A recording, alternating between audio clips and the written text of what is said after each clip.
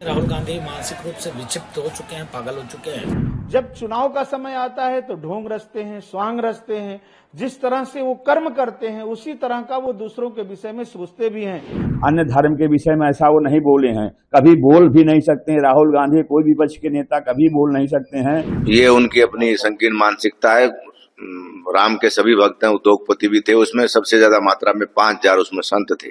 उन्होंने बिल्कुल उसकी चर्चा नहीं किया। कांग्रेस के नेता राहुल गांधी का बयान दुर्भाग्यपूर्ण है, इसका पुरजोर विरोध करते हैं, निंदा करते हैं। और मुझको लगता है राहुल गांधी मानसिक रूप से विक्षिप्त हो चुके हैं, पागल हो चुके हैं।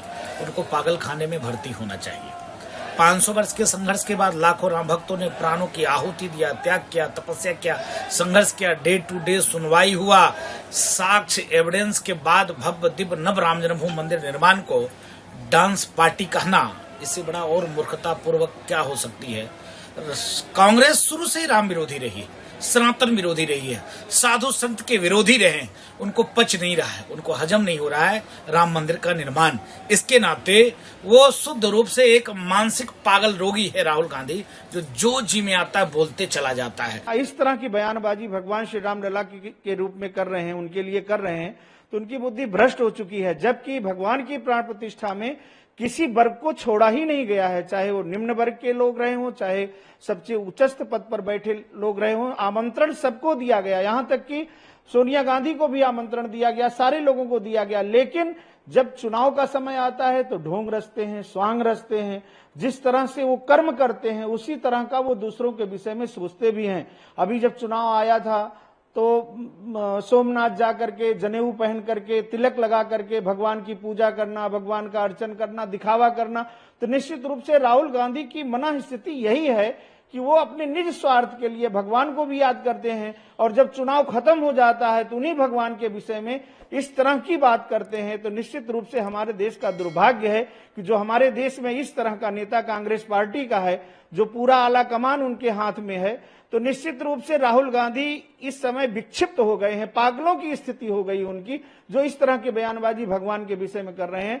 तो ये उनका दुर्भाग्य तो साथ ही है, साथ साथ कांग्रेस पार्टी का भी दुर्भाग्य है कि ऐसे लोगों के बल पर कांग्रेस पार्टी चुनाव लड़ती है, जो इस तरह से भगवान के विषय में बयानबाजी करता है। जो भगवान का नहीं है तो वो देश का क्या होगा और देश की जनता का क्या होगा। इसी से देश के लोगों को जानकारी प्राप्त कर लेनी चाहिए कि जो राहुल गांधी भगवान के विषय में इस तरह से भाषा बोल रहे हैं, वो देश के लिए क्या करेंगे और देश की जनता के लिए क्या करेंगे। विपक्ष के नेता हैं राहुल गांधी जी, एक महत्वपूर्ण सम्मानित पद पे हैं। उनकी बात को देश विदेश हर व्यक्ति हर समाज में सम्मान दिया जाता है, महत्व दिया जाता है।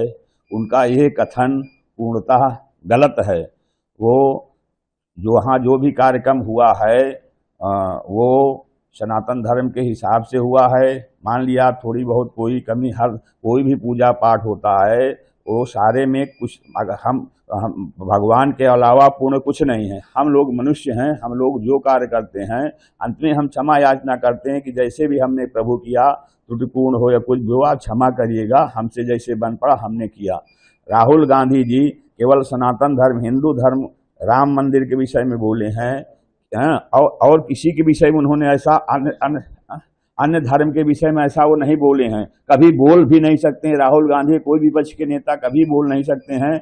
जो अन्य धर्मों जो कमियां हैं, बुराइयां हैं, दिक्कतें हैं, उन पे भी नहीं बोलते हैं जिससे उस समाज का कल्याण हो।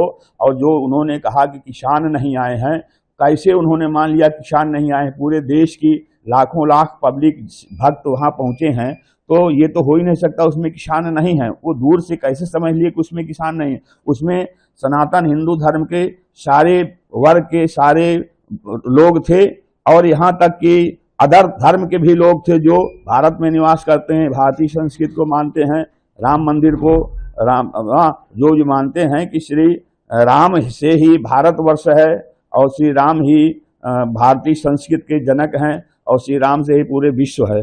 कांग्रेस पार्टी के वरिष्ठ नेता और पूर्व अध्यक्ष, वर्तमान लोकसभा में नेता प्रतिपक्ष माननीय राहुल गांधी जी को राम मंदिर के विषय में बोलने का कोई अधिकार नहीं है, क्योंकि मंदिर की प्रतिष्ठा हो चुकी है। पहले ही कांग्रेस को भगवान राम का घोर श्राप लग चुका है, इसलिए धार्मिक मामलों पर उनको वक्तव्य देने से पहले उसका अध्ययन करना चाहिए। तो जिस प्रकार की भाषा वो चुनाव में बोल रहे हैं, इसमें चुनाव में कोई लाभ नहीं होने वाला है। और मेरा ये आग्रह रहेगा, भारतीय जनता पार्टी हो, समाजवादी पार्टी हो या कांग्रेस हो, इन तीनों को ही अब राम मंदिर के विषय में बोलना नहीं चाहिए।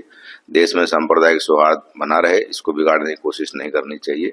भगवान राम की प्रतिष्ठा हो गई, 500 साल का जो संघर्ष था वो पूरा हो चुका है।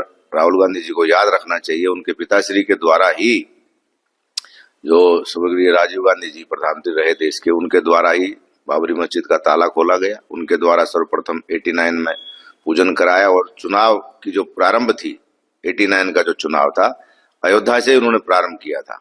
लेकिन दैवयोग था, वो समय ज्यादा लंबा नहीं रहा उनका। तो कांग्रेस को अपने इतिहास में झांकना चाहिए, राहुल गांधी जी को ऐसे बयान देने से बचना चाहिए। और राम मंदिर, क्योंकि भावना और आस्था का प्रश्न है, ये राजनीति का विषय नहीं है। और वर्तमान में जो 2-3 स्टेटों में चुनाव हो रहा है, वहां अगर वो इस प्रकार की भाषा का प्रयोग कर रहे हैं तो ये गलत है, मैं इसकी निंदा करता हूँ। उन्होंने कहा कि उद्योगपति शामिल थे, एक भी किसान शामिल नहीं था। ये उनकी अपनी संकीर्ण मानसिकता है। राम के सभी भक्त हैं, उद्योगपति भी थे, उसमें सबसे ज्यादा मात्रा में 5000 उसमें संत थे। उन्होंने बिल्कुल उसकी चर्चा नहीं की, हम सब लोग शामिल थे, मैं स्वयं भी आगे की पंक्ति में बैठा था। तो अगर देश का कोई प्रधानमंत्री के द्वारा कोई प्रोग्राम होता तो अलग बात थी। ये प्रोग्राम सारा विश्व हिंदू परिषद जो राम जन्मभूमि न्यास बना है, ट्रस्ट जो है, राम जन्मभूमि तीर्थ क्षेत्र ट्रस्ट के द्वारा आयोजित किया गया था, कोई सरकारी प्रोग्राम नहीं था। इसको भारतीय जनता पार्टी का प्रोग्राम कहना ही गलत है। तो राहुल गांधी जी को अपने साहित्यिक ज्ञान को बढ़ाना चाहिए और ऐसे मुद्दों पर बयान देने से उनको बचना